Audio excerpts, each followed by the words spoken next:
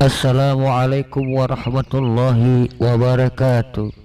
Allahumma salli ala sayyidina wa maulana Muhammad wa ala alihi wa sahbihi ajma'in. Rasulullah sallallahu alaihi wasallam pernah berpesan kepada kita semua, yang terutama untuk para ulama. Rasulullah berpesan kepada umatnya, yang terutama kepada para ulama. Rasulullah bersabda, "Iza azamat ummatid dunya nujiat minha haibatul Islam, wa iza turikatil amri bil ma'ruf wan nahyi anil munkari urimat alaihim barakatil wahyi, wa iza tasabat ummati sakatat min ainillah." Ada 3 kalimat yang Rasulullah titipkan, Rasulullah wariskan kepada kita, Rasulullah peringatkan kepada kita, seperti yang saya katakan di awal tadi, terutama untuk para ulama. Pertama, iza azamat ummatid dunya nujiat minha haibatul Islam, yang artinya apabila umatku sudah mengagung-agungkan dunia, apabila umatku sudah menganggap dunia adalah segala-galanya, segala hal ditakar oleh harta, segala hal harus dinilai dengan rupiah, segala hal harus dinilai dengan kebendaan, maka pada saat itu hilanglah, dicabutlah kekuatan Islam dalam diri mereka. Orang-orang yang membenci Islam sejak dulu tidak pernah lagi takut kepada umat Islam, karena umat Islam bisa dibayar, bisa disuap, tidak lagi bisa mengatakan yang benar apabila berhadapan dengan rupiah, tidak lagi memprioritaskan Allah, tidak lagi menjadikan Allah tujuan utama, tapi menjadikan dunia tujuan utama.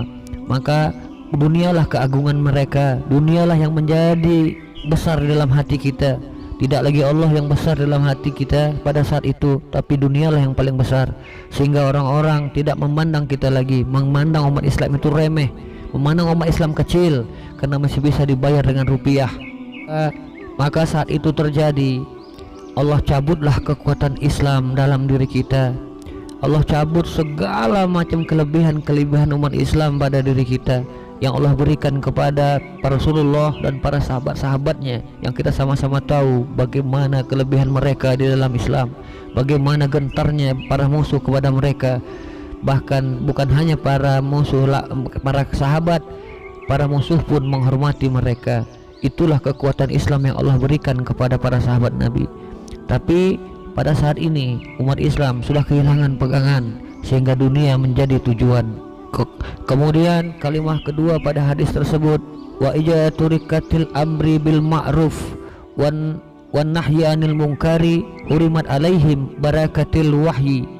Dan apabila umatku, yang seperti saya katakan tadi, terutama para ulama, sudah meninggalkan amar ma'ruf karena cinta dunia, sudah meninggalkan amar ma'ruf karena menginginkan dunia, amar ma'ruf tidak ditegakkan kalau tidak ada rupiahnya, sehingga hukum menjadi centang perenang, yang halal menjadi haram, yang haram bisa jadi halal, yang lainnya bisa menjadi remang-remang, yang membuat umat bingung, yang membuat umat kehilangan pegangan, kehilangan pedoman dari para ulama-ulamanya. Kami hanya orang-orang biasa, jadi yang paling berpotensi untuk menjaga agama ini selain umat awam seperti kami, yaitu para ulama. Kalau ulamanya bisa disuap, kalau ulamanya sudah tidak menegakkan yang ma'ruf dan tidak mau mencegah yang mungkar hanya karena uang dan rupiah, maka hilanglah keberkatan wahyu. Maka Allah haramkan keberkahan wahyu itu kepada kita, sehingga umat kehilangan lagi pedoman, mau kemana, apalagi yang harus diamalkan, mau kemana diri ini dibawa, mau kemana agama ini dibawa, mau kemana iman ini dibawa. Kemudian Rasulullah melanjutkan sabdanya pada kalimat ketiga, wa ijatasabat ummati sakatat min ainillah. Seperti yang saya bilang tadi, kalimat ini juga ditujukan kepada para ulama, yang terutama para ulama atau orang-orang yang mengaku ulama padahal bukan ulama. Wa ijatasabat ummati sakatat min ainillah. Apabila umatku sudah saling serang, umatku sudah saling caci memaki, umatku sudah saling jatuh menjatuhkan, bid'ah membid'ahkan, saling kafir mengkafirkan, di sini perang sama ini gara-gara beda pilihan, dan saling kafir mengkafirkan, bid'ah membid'ahkan hanya gara-gara berbeda pandangan dalam agama, berbeda pandangan dalam hal-hal furu'iyah yang seharusnya tidak dipermasalahkan. Apabila melihat golongan yang lain yang berbeda dengan mereka, mereka pun sibuk membuat vlog, buat video untuk membalas, hanya untuk mengatakan orang lain subhat, untuk mengatakan orang lain bid'ah, untuk mengatakan orang lain itu sesat. Hanya itulah kerja ulama sekarang. Akhirnya umat kebingungan, umat awam seperti kami ini kebingungan, mau kemana, mau arah mana kami, mau ke siapa yang diikuti. Sementara ulama-ulama di atas podium mereka berkoar-koar persatuan, berkoar-koar tentang akidah, berkoar-koar tentang ukhuwah Islamiyah. Tapi di sisi lain mereka melarang duduk sama ini yang mereka anggap beda pandangan. Jangan duduk-duduk sama orang-orang yang dianggap beda pandangan. Seharusnya ulama adalah orang-orang yang pandai mengklarifikasi kebenaran. Ulama apabila berbeda pendapat, cara mereka adalah tabayun, seperti yang Allah tuliskan di dalam surat Al-Hujurat ayat 6, tabayun. Kalau kami preman, jadi kalau ada berbeda pendapat ya berkelahi, ya tonjok-tonjokan, ya caci-cacian. Tapi alangkah rendahnya jika ulama yang berlaku demikian, saling caci, saling serang dari jauh pula, dari kota masing-masing. Si Polan menyerang ulama yang satu, ustadz yang satu menyerang ustadz yang lain pun membalas lagi dengan yang lain. Akhirnya yang tertawa siapa? Orang-orang yang membenci Islam sejak dulu. Maka kata Allah di situ, apabila umatku sudah seperti itu, saling menjatuhkan, saling caci maki, maka jatuhlah mereka dalam pandangan Allah. Jatuhlah mereka. Seharusnya mereka ulama yang dimuliakan, jadi dijatuhkan oleh Allah. Kalau seperti kami ini udah nggak jatuh lagi. Orang memang orang rendahan, orang awam yang perlu pedoman dari para ulama. Nah, kalau ulamanya seperti itu, lalu bagaimana dengan umatnya? Bukankah kita sama-sama tahu bahwa Islam ini adalah satu umat yang satu, umatun wahidah, yang berpegang teguh kepada tali Allah, yang diikat oleh kalimah la ilaha illallah. Kita tidak diikat oleh ilmu kita, sebab orang berilmu itu sombong. Mau berilmu mau tidak, kita tetap bersaudara. Mau tahu atau tidak, mau pintar atau tidak, kita tetap bersaudara. Kita diikat oleh kalimat la ilaha illallah, tapi kita dipisahkan oleh pemahaman-pemahaman yang berbeda. Kita dipisahkan oleh perbedaan pendapat. Sekecil itukah, sepicik itukah para ulama di zaman ini? Sepicik itukah kita menanggapi agama? Sekali lagi saya bilang, ulama jika berbeda pendapat adalah dengan cara tabayun, bukan dengan cara caci maki. Yang satu memaki yang lain, umatnya tertawa, jemaahnya tertawa-tawa, jemaahnya tertawa-tawa karena ustadznya meledek golongan lain, ustadznya mengejek ustadz yang lain dengan bangganya di atas podium sambil tertawa-tawa. Kita pandai toleransi terhadap orang-orang yang non muslim, tapi kita tidak bisa toleransi kepada sesama Islam, sesama agama kita, padahal kita diikat oleh kalimat la ilaha illallah. Kalimat itulah yang akan kita pegang dari kita hidup sampai mati. Semua kita berharap dalam kalimat itulah kita hidup, dalam kalimat itulah kita mati.